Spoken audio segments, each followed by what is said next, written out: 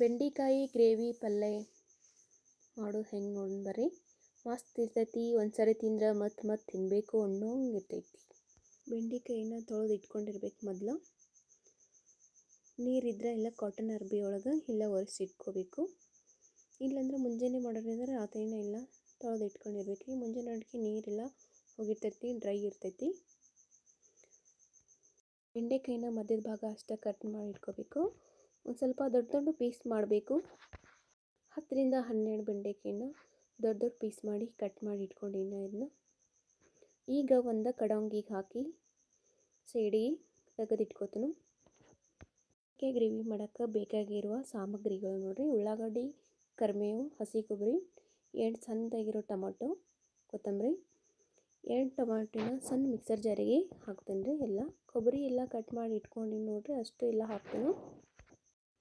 ಕೊಬ್ಬರಿ ಮತ್ತು ಟೊಮಾಟೊ ಎಲ್ಲ ಸಣ್ಣಗೆ ಮಿಕ್ಸರ್ ಜಾರಿಗೆ ಹಾಕಿ ಸಣ್ಣಗೆ ಮಾಡ್ಕೋಬೇಕು.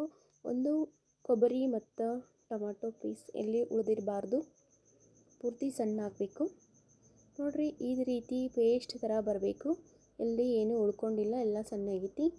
ಇಟ್ಟು ಸಣ್ಣ ಮಾಡಿ ಇಟ್ಕೋಬೇಕು ಸೈಡಿಗೆ. ಆಮೇಲೆ ಬೆಂಡೆಕಾಯಿ ತೆಗೆದಿಟ್ಕೊಂಡೆ ನೋಡಿರಿ. ಮೊದಲು ಅದಕ್ಕೆ ಒಂದು ಸ್ವಲ್ಪ ಎಣ್ಣೆ ಹಾಕ್ಕೊಂಡು ಸಣ್ಣಗೆ ಇಟ್ಕೊಂಡು ಬಳೋತನ ಹುರ್ಕೋಬೇಕು.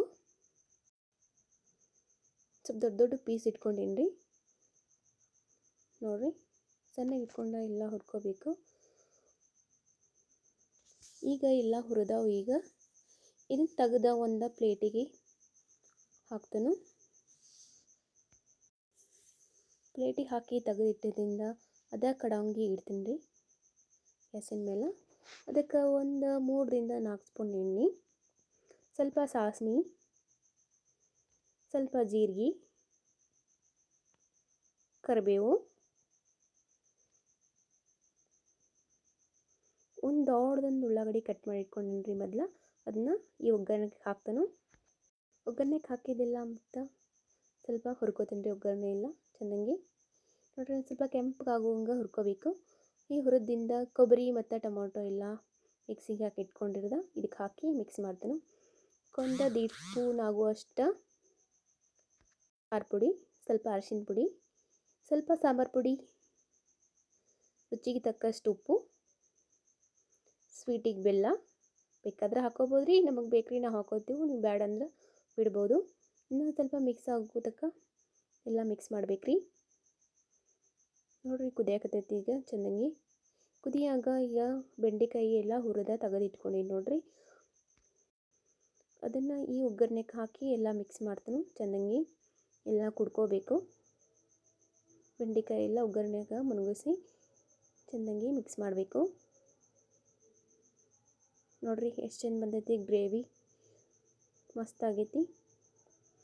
ಬೆಂಡೆಕಾಯಿ ಚೆನ್ನಾಗಿ ಕುದಿಬೇಕ್ರಿ. ಎಲ್ಲ ಅದು ಒಗ್ಗರಣೆ ರಸ, ಖಾರ, ಉಪ್ಪ, ಬೆಲ್ಲ ಎಲ್ಲ ಹಿಡ್ಕೋಬೇಕಂದ್ರೆ 2ರಿಂದ 3 ನಿಮಿಷ ಕುದಿಬೇಕ್ರಿ. ಇದು ಕುದ್ದು ರೆಡಿ ಆಗೈತೆ ರೀ. ಈಗ ಇದಕ್ಕೊಂದು ಸ್ವಲ್ಪ ಕೊತ್ತಂಬರಿ ಹಾಕ್ತಾನು ಮೇಲೆ.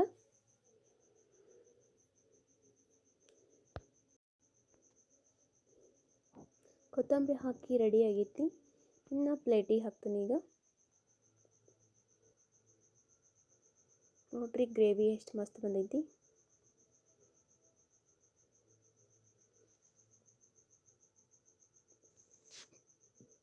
ಮಸ್ತ್ ಆಗೈತೆ ನೋಡ್ರಿ ಕಲರ್. ಜೋಳದ ರೊಟ್ಟಿ, ಗೊಂಜಾಳ ರೊಟ್ಟಿ, ಸಜ್ಜಿ ರೊಟ್ಟಿ ಯಾವ ರೊಟ್ಟಿಯಾಗ ಬೇಕಾ ತಿನ್ಬೋದು. ಇಲ್ಲ ಅಂದ್ರೆ ಮೆತ್ತನ ಚಪಾತಿ ಒಳಗೂ ತಿನ್ಬೋದು. ಮಸ್ತ್ ಇರ್ತೈತಿ.